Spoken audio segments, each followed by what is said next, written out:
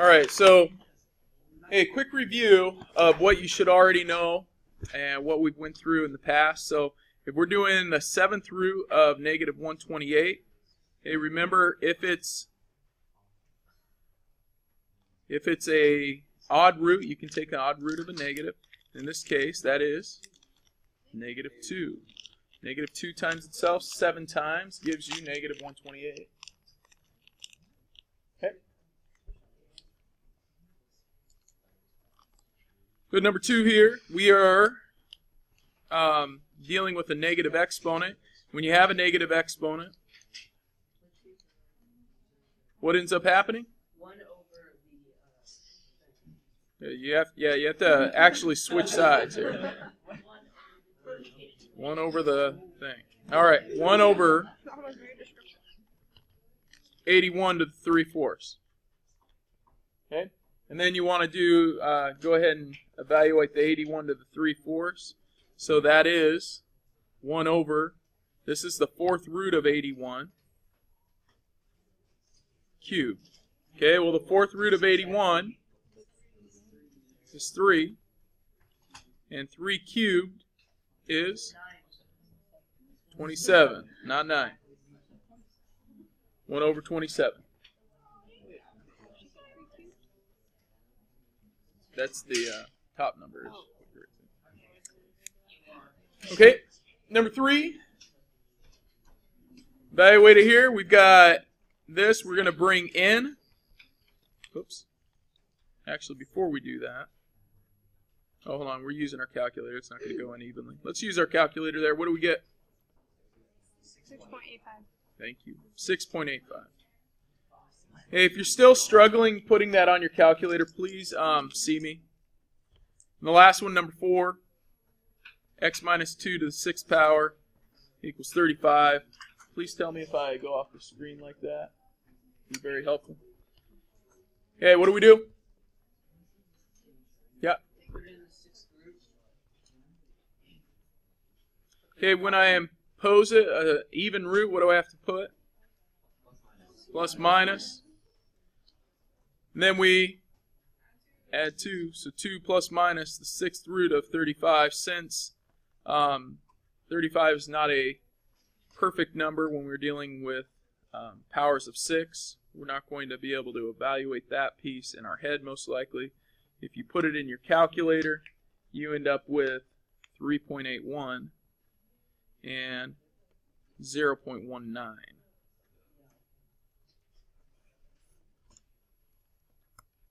Okay. Any questions? We're not going to do that last one right now. Just don't have the time for that one. Okay. I'd like you to please take out yesterday's assignment. Pause right there. On your note page, I want you to go ahead and copy that down. It's an amazing table created by, well, a person. I can't say amazing, but there you go. Little table. Okay. We're going to do some perfect counting for x squared. That would mean, like for those of you that are wondering what I'm talking about, like 1 times 1 is 1, 2 times 2 is 4, 3 times 3 is 9, and so on. So in the top row, you're going to keep counting. Okay? And then when you get to x cubed, you are then counting by perfect cubes. And then to the 4th, perfect 4th power. And then perfect 5th degrees. Okay? So, like, I'll give you the first one on all of them. Just to help out. Okay? 1 times 1 times 1 is 1, and 1 times 1 times 1 times 1 is 1, and 1 times 1 times 1 times 1 times 1 is 1. Great. Wait, McCoy, is 8 to It's pretty perfect. Is 1 to Now, 7 powers? I'd like you to keep going all the way out until you get to 1,000 or more. So once the value's at 1,000 or higher, you can stop. Okay? And that is for all perfect cubes, or excuse me, all perfect cubes, 4th and 5th. Squares, you can just go up to like, I don't know, 16 squared, you'd be okay. If you want to go to 20, you can. If you want to be really cool and keep going, you can. Nice. All right, off you go. Mind is now blown, Mr. McCoy. Okay, let's see. I'm still not there yet. That is what I have.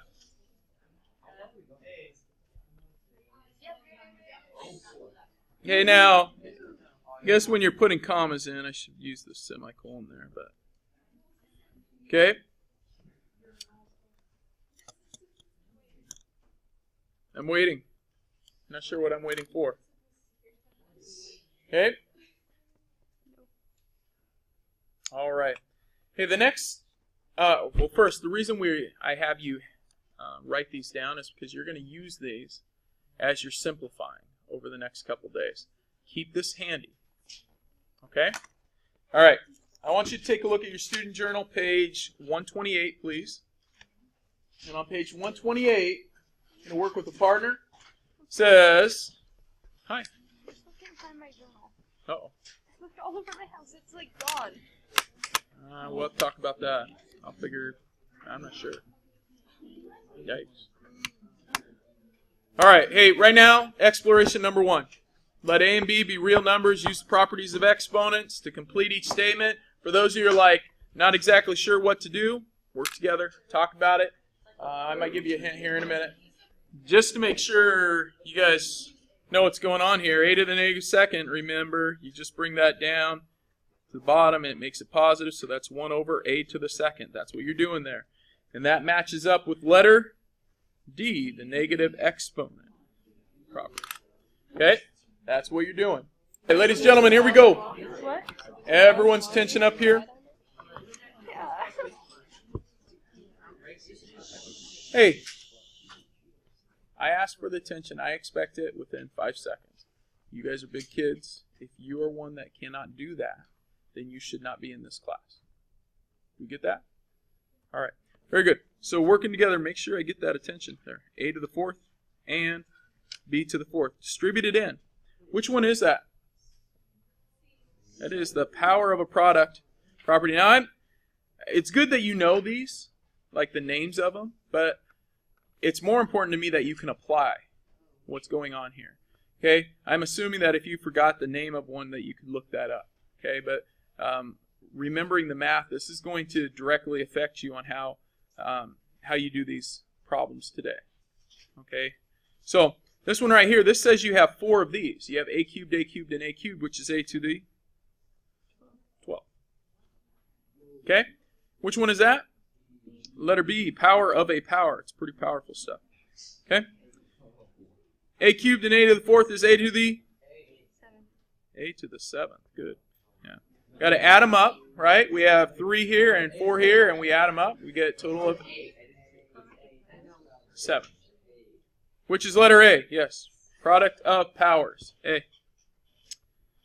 This one we bring in, we have 3 of those and 3 of those, so that is A cubed over B cubed. That's dealing with quotients, which is letter? Yes, it is letter G. Don't know why I was going with letter F. Okay, letter G. Gee whiz. All right, this one is a to the 6. We have 6 on top, 2 on bottom. That gives us a total of 4 left on top. And that is letter F. Quotient of powers. And the last one is 0. Anything raised to the 0 is? 1. All right, so that was a quick review of what you already should know. Those are your properties. Those properties are also summarized a little later in your student journal. Yes? So would a fraction just an exponent minus an exponent then? When it's a fraction of exponent? Which one are you looking at? Are you looking at this one? Yeah, you're subtracting. A to the 6 minus 2.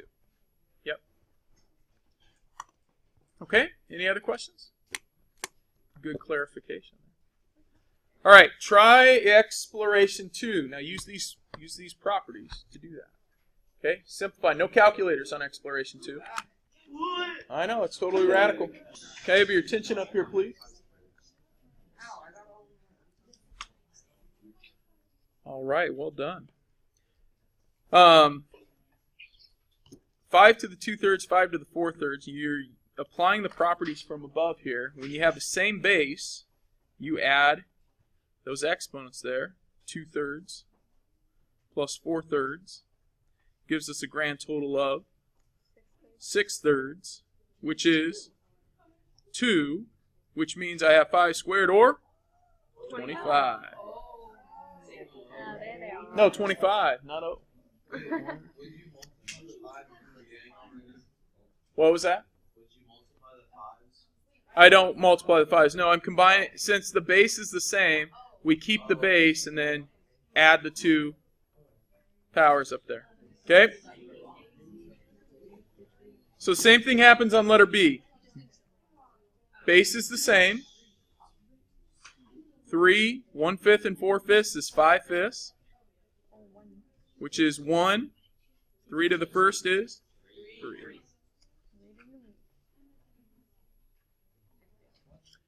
Any questions on those two? What would you do if the bases weren't the same? Then you couldn't combine them. Yeah, if the bases were not the same, then you couldn't combine them. You could only simplify each individual piece with itself there. So 4 to the 2/3 cubed. That means we're going to bring this in, multiply it. Here, you've got to multiply fraction. So if I have 3 2/3, I actually have 6/3. Or 3 times 2 is 6. So 6/3. 6/3 is 2. So 4 squared is 16.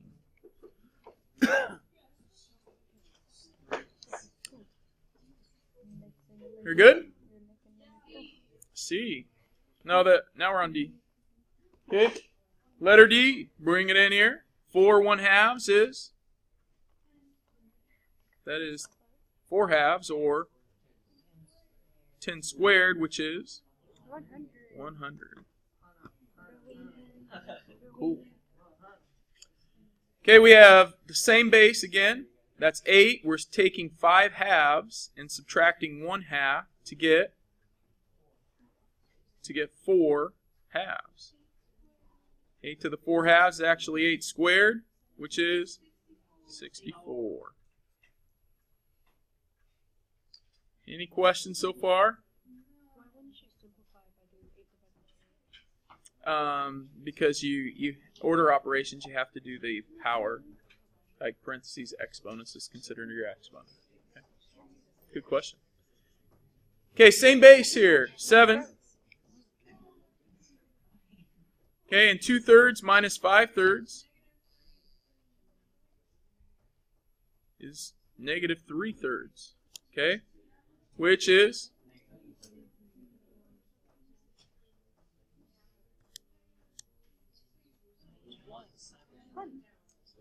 okay, and if you have 7 to the negative first, remember we've got to make that into a fraction and move it to the other side to make that a positive exponent. So it's 1/7 to the first, or just 1/7.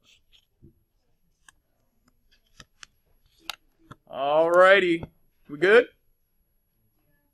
Questions? Everyone rate themselves 1 to 5? Alright, here we go. Next one. Exploration 3. Exploring the fun. Off you go. Next page, page 129 in Student Journal. I didn't start on these. I realized that these have become a little more complex. Maybe some stuff you haven't done. But just so you know, like when you have radicals, if you can't take the root of 3 and can't take the root of 12 and you're multiplying them together, you can multiply unlike ones. If you recall that. So that's root 3 times root 12, and that's beneficial only because it gives you a perfect root or a number that a perfect root would go into. So in this case, this is perfect. Root of 36 is 6. So that's what we do. Yeah? No, you don't have to put the plus minus. It's considered the principal square root if you don't. Like if the radical sign's already there, then we just leave it as positive. Okay? Letter B. You can't take the 5th root of 5 and get a perfect number, and you can't take the 5th root of 25 and get a perfect number, but if you put them together, I'm sorry, the 3rd root of 5 and the 3rd root of 25, thank you. 3rd root of 125 is 5. Sorry, I meant the third root, not the fifth root. Okay, I need everyone's focus back up here. You have the fourth root. You can't take the fourth root evenly. Here or here, so we multiply them together. We get the fourth root of 81, which is 3. That's where that sheet we did at the very beginning may come in handy. Okay, you're looking at your perfect x to the fourth there. Square root of 98 and square root of 2, if we divide them, we actually get a perfect root of 49, which is 7. So divide them up. So you can't add and subtract unlike radicals. However, you can multiply and divide them. Here, fourth root of 4. That's not a perfect fourth root, nor is that one. But when I divide, I get 4 goes into 1024. 1 over, or fourth root of 1 over the fourth root of 256. And the fourth root of 1 is 1. And the fourth root of 256 is?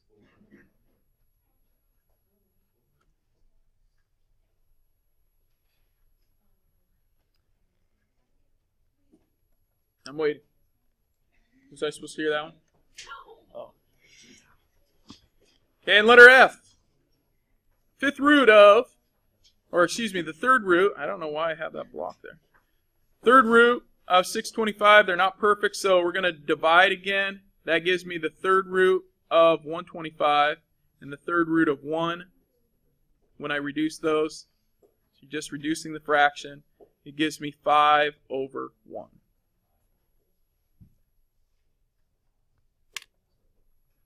Radio. Can you simplify it to just 5? I guess we could just call it 5. Good thinking. We should call it 5. 4, 1 always gets left out. All right, unless you're in letter E, I guess. Okay, everyone move on to, go ahead and you can answer 4 on your own later, but do number 5 right now. You can work with your groupies. I'll be walking around if you need help. Questions on those previous ones? On this one, in terms of calculators, you should not need a calculator. No. Oh, I did it. Okay, you guys have had a little time to mess around with these. Let's, if I were to multiply 27 by 6, that would give me, well, 20. Thank you, 162, which is not a perfect root. So that doesn't help you. So one thing you could do is simplify this to root 9 by root 3. Right? A perfect root that goes into 27 is 9. And so root 9 becomes 3, and root 3 stays root 3. So we get 3 root 3 times root 6. Yes? Yeah, but you can simplify it even more. Yeah, and then you could go even more. Yeah, 3 root 3 times root 6. That's root 18 now. We can get 9 times 3.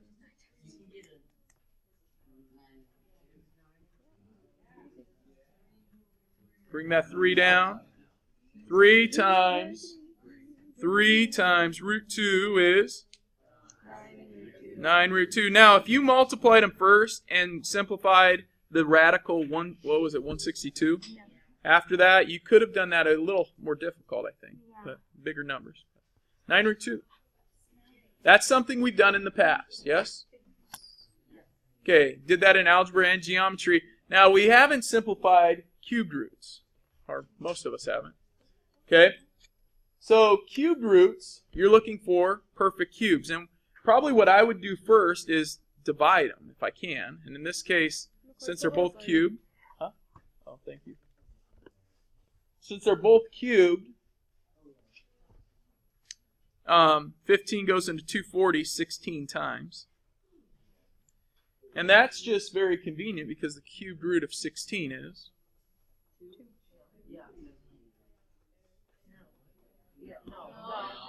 Yeah, that's not right.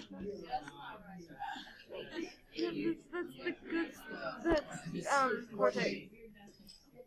Hey, can I break it down? Is there a perfect cube that goes into 16? Yes. 8 does.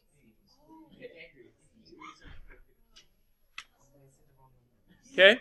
He was thinking 8. Okay, and the cubed root of 8 is? 2. That's 2. So it's a very similar process to what you did over here.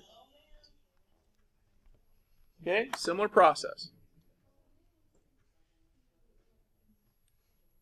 All right, next one, letter C. Square it. Square that and square that. That gives me 5 to the 2 over 2, which is 5 to the first, or 5. And 16 to the 2 over 4, or 1/2, which 1/2 is the same thing as square root of 16, which is 4. Yeah, man. Alrighty. Any questions?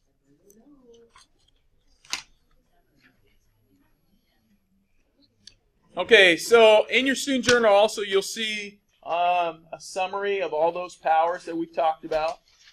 Okay, the properties of exponents. What page is that, Catherine? 130. Page 130. Okay. All right.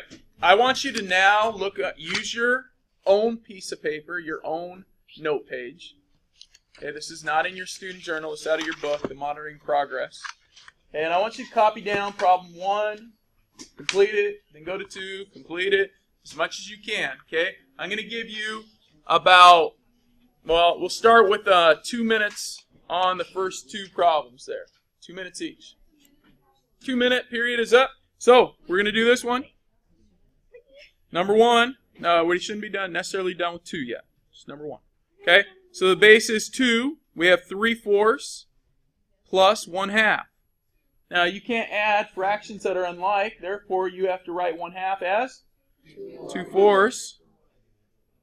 And now we add them and we get 2 to the 5/4, which you can't take the 4th root of 2. And if you raise it to the 5th power and then take the 4th root, you get a decimal. So simplified, that's as simple as you go.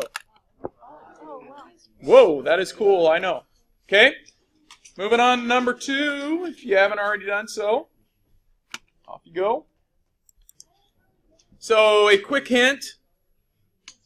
This is to the first power. How could you write the first power in terms of force? 4 over 4. Oh, yeah, some of you like the light bulb just went. What's our base? 3. The 4/4 minus 1/4. Since the base is the same, you just subtract the exponents. Gives us 3 to the 3/4. That's a lot of 3's, man. 3 to 3/4. You can't take the 4th root of 3, and if you cube it and take the 4th root, you get a decimal. So we are done with that. Questions on 1 and 2? Yes, Haley.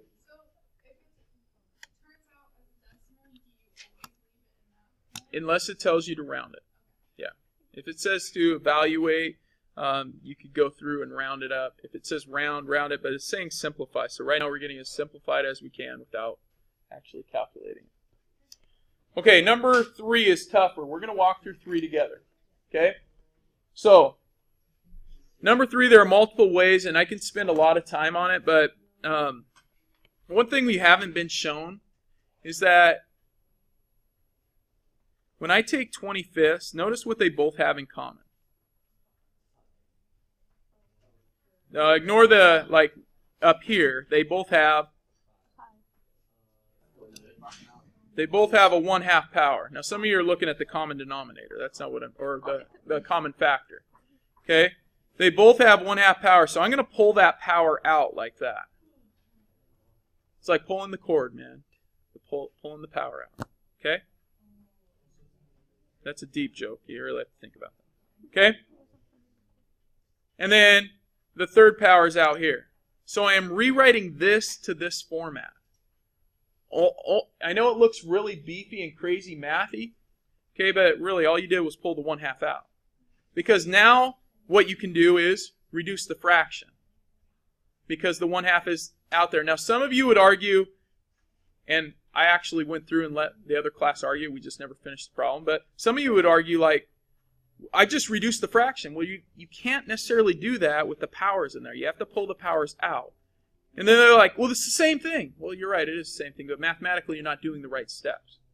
Okay? So I want you to follow the steps. That way when it gets to more complex material, you don't make mistakes. So this right here gives me 4 to the 1/2 power, all cubed. Now what is 4 to the 1/2 power? 2. So I'm working my inside outward, right? And 2 cubed is 8. Get wrecked. Yeah. We got wrecked. All right. Yeah. So past tense. Hey, last one. Well, that was like fun. This one's not too bad. What are we going to do? Distribute 3. 5 to the 3/3 and 7 to the 3/4. What is 5 to the 3/3? It's 5 to the first, or 5 times 7 to the 3/4. Now, can you put these two together? No, you can't, because the bases are different. That's your answer. Different bases. One's a 5, one's a 7.